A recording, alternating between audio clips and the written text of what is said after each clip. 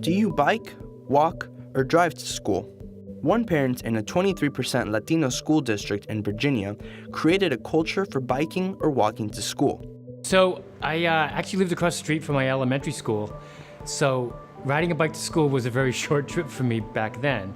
My oldest daughter, who's now in 7th grade, when she was in 1st grade, we were eager to ride to school, but we realized there was no bike rack at the school. Jeff worked with the school to add bike racks, but how would they fill them? He talked with parents, local cyclists, and joined the Safe Routes to School National Partnership.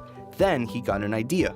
I discovered something called a bike train, which, like any train, is you stop along the way and pick kids up. And we just got all our friends to either meet at our house or to pick them up along the way.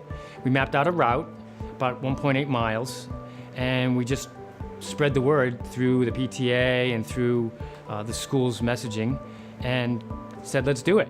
The bike train paved way for a district-wide Safe Routes to School task force with a goal: remove barriers that keep kids from walking or biking to school. Some of those barriers were principles. They had a fear, for some reason, that kids on a bike were going to act differently than kids walking. Another barrier was Kiss and Ride, which lets parents drive their kids to the school doors for drop-off or pickup. 30% of kids living less than a half-mile away use the program.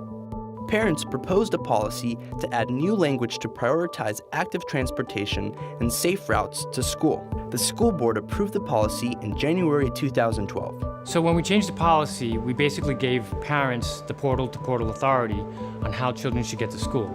So when they leave the front door to the time they get on campus, the parents had that choice, whether it be by foot, by scooter, or by bicycle. Other schools jumped in and created their own event to promote biking and walking to school.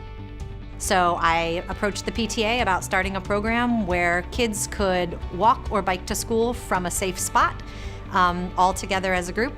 And we've had a year of successful monthly walks and rolls now, and we're getting anywhere from 50 to 100 kids out of cars and onto the streets biking and walking, onto the sidewalks biking and walking safely to school every month as a result. El programa de Walk and Roll en Lake Ann le da oportunidad a muchos niños en el colegio que no tienen la ocasión en sus vidas personales o dentro del día escolar de participar en deportes organizados o en otras actividades organizadas que les dé una actividad física o puedan llevar una vida activa. Well, the reason I think all kids should ride their bikes to school is, A, you get to be with your friends, and you get more exercise, and it's really just fun to do and bike to school. Well, I'm really proud of my dad for starting this because it gets people active and it gets them healthy, and it's just a fun way to get to school and you're always with your friends. There's just a lot of activity. We have a lot of schools that are reaching out to the Department of Transportation for infrastructure changes, like crosswalks and those kinds of things, or they're applying for grants where they can then use the funds to build more sidewalks, put in other devices to help make it safer on the school.